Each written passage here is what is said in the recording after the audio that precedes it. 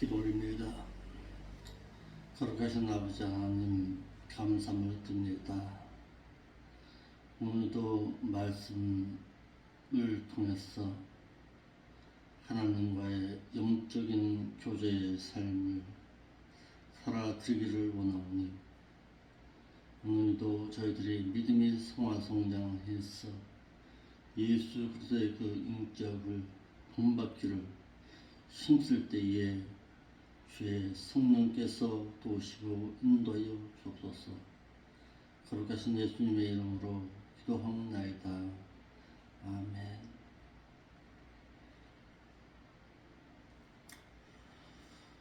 믿는 자의 신앙 성장의 차이와 원인이 있다라는 제목으로 말씀을 전하겠습니다. 말씀으로는 히브리서 5장 11절로 13절의 말씀과 베드로전서 2장 2절의 말씀을 참고하면 되겠습니다. 불신자가 구원을 얻기 위해서는 예수 그리스도를 자신의 구속주로 믿어야 지옥 형벌을 당하지 아니하지만은, 믿는 자가 믿음을 성장시켜서 하나님 나라에 들어가기 위해서는 말씀이 절대적으로 필요합니다.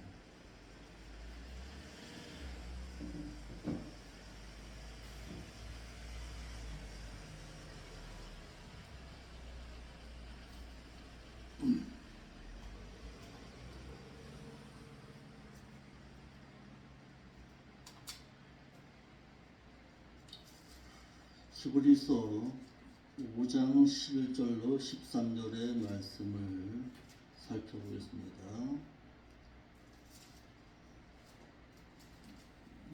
불을 켜십시오. 어두워요. 히브리서 5장 11절로 13절.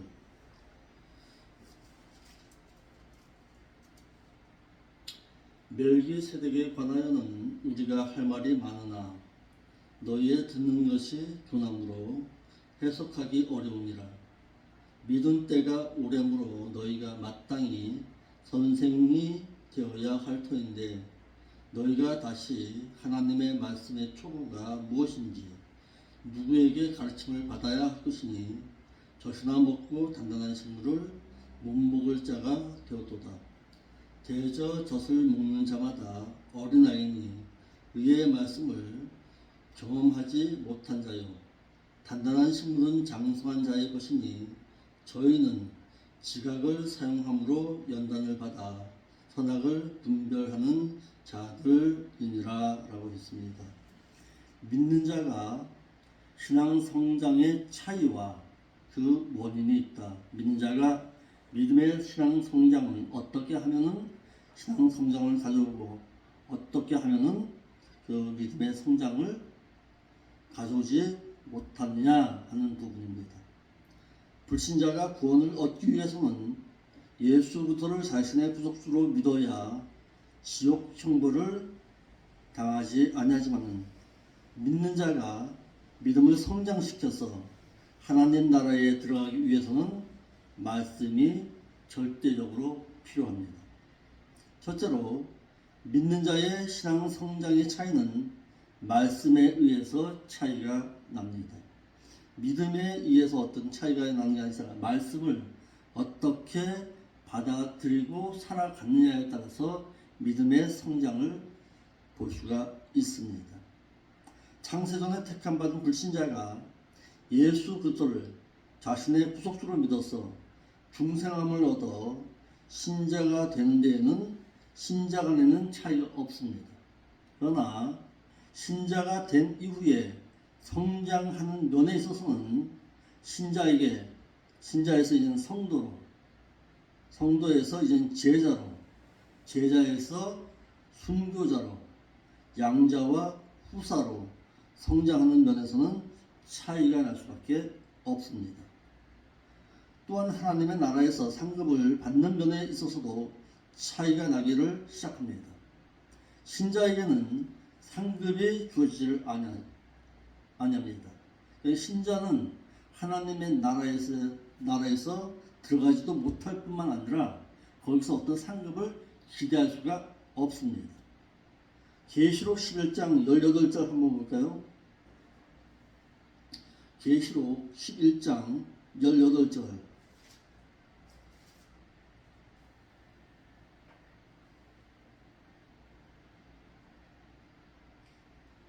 계시록 11장 18절. 그리고 그 이방인들이 분노하자 주의 그 진노가 임하겠고 그리고 믿음과 영의 죽은 자들을 심판하시며 그리고 당신의 그 종들에게와 그 선지자들에게와 그 성도들에게와 또 물론 대소하고 당신의 그 이름을 경외하는 자들에게 그 보상을 주시며 또 세상을 망하게 하는 자들을 멸망시킬 때로소이다 라고 해서 하나님 나라에서의 상급은 성도부터 시작됩니다. 그러니까 성도가 되지 못하면은 그 하나님의 나라에 들어갈 수도 없고 그 하나님의 나라에서 어떤 보상을 기대할 수가 없습니다.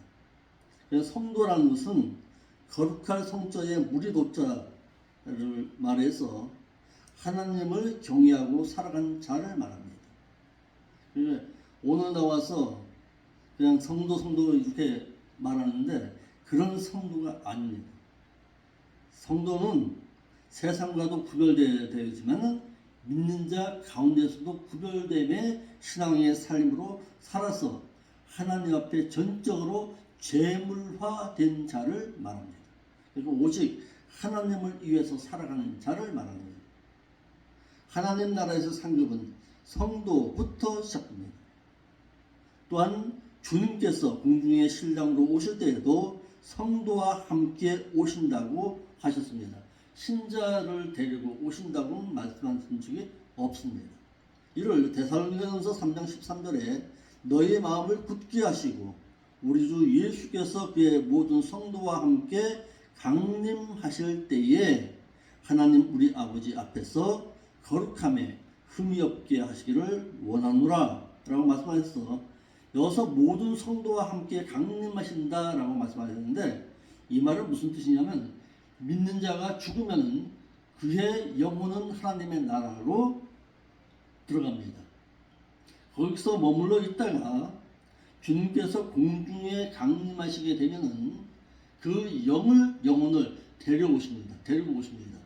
데리고 공중까지 오셨다가 그 공중에서 부활함으로 말미암아서 새로운 신령체로 거기서 변화되는 거예요.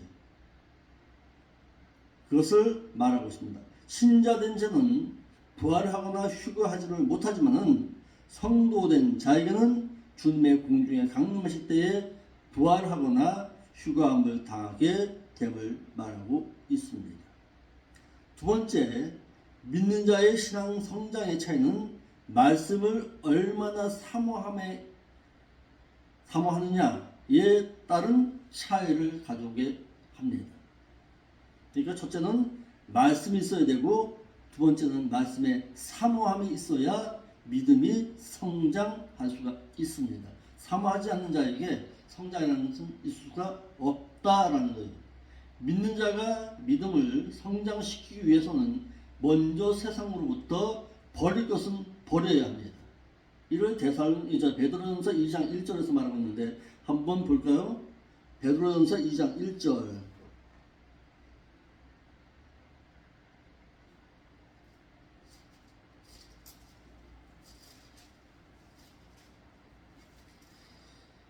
베드로전서 2장 1절. 그러므로 모든 악독과 모든 괴율과 외식과 시기와 모든 비방하는 말을 너희가 먼저 버리고 그리고 깐난 아이들 같이 순전하고 신령한 말씀의 젖을 사모해라.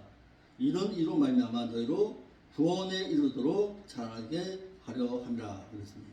그래서 먼저 말씀을 사모하기 위해서는 먼저 믿는 자가 버려야 할 것이 있다라는 거예요. 먼저 믿는 신자가 버릴 때에 깐난 아이와 같이 말씀의 젖을 사모할 수가 있다라는 거예요. 그러므로 믿는 신자의 성장은 말씀을 듣고 그 말씀대로 행하였느냐 아니면 행하지 아니하느냐의 차이로 믿음의 때가 오래되었어도 그 믿음의 기초가 닦이지를 아니하면은 믿음의 성장이 있을 수가 없습니다. 그러므로 믿음을 성장시키기 위해서는 말씀을 가르치는 스승이자 교사인 목자가 믿는 자로 하여금 말씀을 가르칠 때에 그 신자는 믿음이 성장할 수가 있는 것입니다. 그런데 오늘날 어떤 분들이 그런 얘기를 하더라고요. 목사가 필요치 않다. 그런 얘기를 하더라고요. 목사가 필요치 않으면은 말씀을 혼자 봐야 된다는 얘기인데 말씀을 가르치는 스승이 없는데 어떻게 말씀을 깨달을 수가 있겠습니까? 성령께서 가르쳐 주신다고요? 물론 갖다가 그럴 수도 있죠. 때로는. 그렇지만은 그 말씀을 연구하고 가르치는 그 스승이 없는 가운데서 혼자 신앙생활을 한다. 결코 있을 수가 없습니다. 그러나 믿는 신자가 말씀을 사모해서 마음을 열고 받아들일 때에 비로소 거기서 교육이 이루어지고 가르침이 이루어지는 것입니다. 그러니까 말씀을 받아들이는 자가 있을 때에 말씀을 가르칠 수가 있는 것입니다. 믿는 신자는 젖과 같은 말씀의 초보의 도유에 밥과 같은 단단한 식물인 의의 말씀을 가르침을 받고 경험해야 하고 믿는 신자는 그 말씀을 감당할 때에 믿음이 성장할 수가 있는 것입니다. 그러니까 사모함이 없이 말씀을 가르칠 수도 없고 가르치는 스승이 없이 믿음이 성장할 수가 없습니다. 세 번째, 믿는 신자의 믿음의 성장은 말씀을 사모했느냐 사모하지 못하였느냐의 차이입니다. 이디오피아 간다게 네시가 말씀을 사모하여 이사야 53장의 말씀을 읽고 나서 그 말씀에 깨달음이 없을 때에 성령께서 집사인 빌립을 통해서 그가 읽고 있는 말씀을 깨달을 수 있도록 가르쳐 주었습니다. 사도행전 8장 26절에 또 빌립보에서 루디아라는 한 여인이 말씀을 사모하자 사도 바울을 아시아로 가고자 하는 방향을 돌려서 마게도냐로 옮기게 하였습니다. 이러하듯이 믿는 자가 말씀을 사모하지를 못하면 고린도 교회와 같이 어린 미숙아로 남아있을 수밖에 없습니다. 그러나 믿는 신자가 말씀을 사모하게 되면 구원에 이르러 천국에 들어갈 수가 있고 또한 성령께서 말씀을 사모하는 이로 하여금 그 말씀을 깨달을 수 있도록 하나님께서는 역사하십니다. 그러니까 말씀을 사모하면은 하나님께서 말씀을 가르치는 스승을 붙여주십니다. 그러니까 말씀 사모하시기 바랍니다. 그래야 성장하고 성장한 자로 하여금 하나님께서 그를 통해서 순종을 요구하시고 순종하는 자에게 하나님께서 더 큰 직분으로 하나님께서 함께 하십니다. 집사인 그를 들어서 말씀을 가르치는 자로 하나님께서는 역사하신 거예요.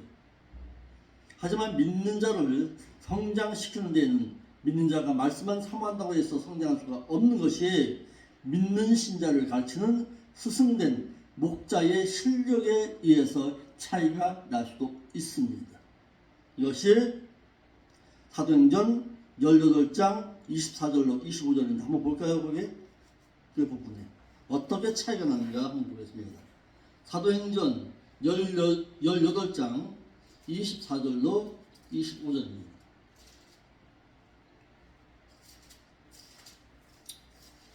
말씀을 실력 갖춘 자가 어떻게 말씀을 가르쳤느냐에 따라서도 차이가 난다. 사도행전 18장 24절로 28절 한번 보겠습니다. 알렉산드리아에서 난 아볼로라 하는 유대인이 에베소에 이르니 이 사람은 학문이 많고 성경에 능한 자라. 그가 일찍 주의 도를 배워 열심으로 예수에 관한 모든 것을 자세히 말하며 가르치나 요한의 물 세례만 알 따름이라. 그가 회당에서 담대히 말하기를 시작하거늘 브리스길라와 아굴라가 듣고 데려다가 하나님의 도를 더 자세히 풀어 이르더라 그랬습니다. 근데 거기서는 말씀을 가르쳤어요. 아볼로가 말씀을 가르쳤는데 예수에 관한 모든 부분을 가르쳤는데 요한의 물세례만 가르쳤습니다. 그 차이가 쭉 넘어가서 19장 4절로 5절 말씀 한번 볼까요? 바울이 가로되 요한의 회개의 세례를 베풀며 백성에게 말하되 내 뒤에 오시는 이를 믿으라 하였으니 이는 곧 예수라 하거늘 저희가 듣고 주 예수의 이름으로 세례를 받으니 바울이 그들에게 안수함에 성령이 그들에게 임함으로 방언도 하고 예언도 하니라 그랬습니다. 그러니까 사도 바울은 뭘도 알고 있었어요. 성령 세례에까지도 알고 있었더라라는 거예요. 그러니까 말씀을 얼만큼 가르치느냐의 차이에 따라서 믿음이 성장할 수가 있다는 거예요. 아볼로는 물세례만 알았어요. 그런데 사도 바울은 그 실력이 바로 성령 세례까지도 알고 있었더라라는 거예요. 그러니까 말씀을 얼마나 스승된 그 목자가 어떤 실력을 갖추고 있느냐에 따라서 차이가 날 수가 있습니다. 그렇잖아요. 오늘날에도 이래 봐도 주님의 공중강림과 지상 재림에 대해서 한국교회는 깜깜합니다. 거기에 대해서. 재림에 대해서도 몰라요. 잘. 재림에 대해서도 오늘날 한국교회는 뚜렷하게 알고 있지를 못합니다. 왜 그럴까요? 공중강림과 지상 재림에 대해서 차이가 없으니까 두루뭉실하잖아요. 그런 것을 볼 때도 말씀을 가르치는 그 실력 따라서 신자가 어떻게 성장하느냐의 차이도 있을 수가 있습니다. 이와 같이 말씀의 가치를 깨닫는 자가 말씀을 사모할 수가 있습니다. 그래서 시편 19편 9절로 10절 말씀에 여호와를 경외하는 도는 정결하여 영혼까지 이르고 여호와의 규례는 확실하니 다 의로우니라. 곧 금 많은 정금보다 더 사모할 것이고 꿀과 꿀송이 불화도 더 달도라 라고 말씀하였습니다. 그러니까 말씀을 사모하기를 꿀과 송이꿀보다도 더 단 그 말씀으로 사모할 수 있기를 바랍니다. 믿는 신자의 믿음의 성장의 차이는 말씀을 가르치는 스승된 목자에 의해서 차이가 납니다. 아볼로 그는 에베소 교회에 믿는 자에게 성경에 대해서는 열심히 가르쳤습니다. 그러나 요한의 물세례만 알고 있었더라라는 거예요.